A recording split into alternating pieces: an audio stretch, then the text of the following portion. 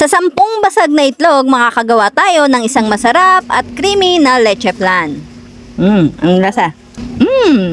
Sobrang sarap. Nakabili ako ng 10 pirasong basag na itlog sa palengke. Kaya naman magle-leche flan tayo for today's video. So sineparate ko lang yung egg yolk at egg white. Yung 10 egg yolk lang ang kailangan natin dito.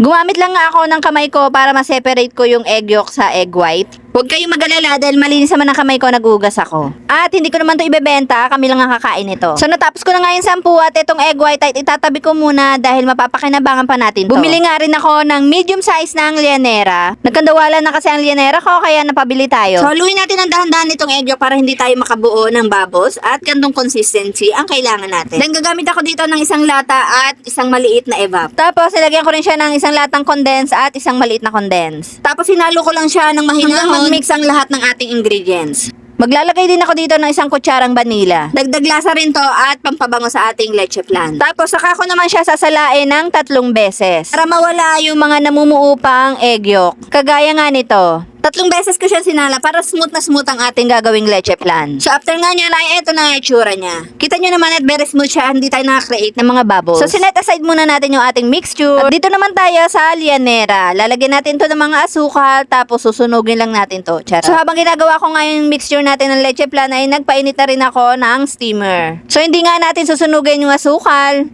Tamang matunaw lang yung asukal is pwede na kagaya nito. Asukal na puti yung ginamit ko para hindi siya sobrang dark. Pero pwede naman kahit anong asukal. So iwasan natin masunog yung asukal para hindi pumait ang ating leche flan. After lumamig yung mga asukal ay lalagay na natin ito ng mixture natin na pang leche flan. So gumamit ako ng sukatan na 1/4 at 1/8 cup. Hindi ko pupunuin yung lianera kasi nga kami lang ang kakain nito at ayoko na mamasobrahan kami. Para sa isang tab ng lianera, okay na yun sa isang kainan. 4 lang naman kami dito sa bahay. Mahirap din kasi ang masobrahan dahil matamis to. So after nga masalinan ng lahat ay lalagyan na natin to ng foil sa ibabaw. So bakit nilalagyan ng foil?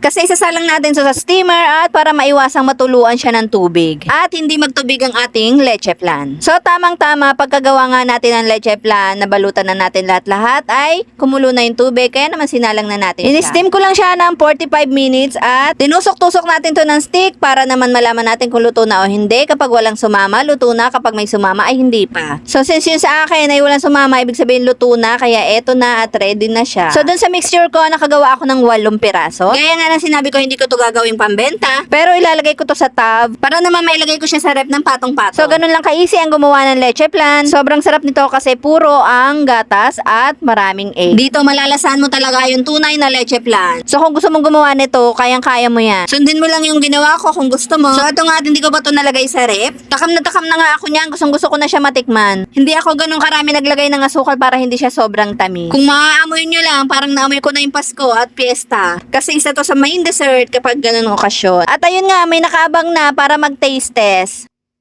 Ang lasa. Good. Sarap. Sobrang sarap. So kung nagustuhan mo ang video na to, huwag mo kalimutan mag-follow. Yun lang. Bye-bye!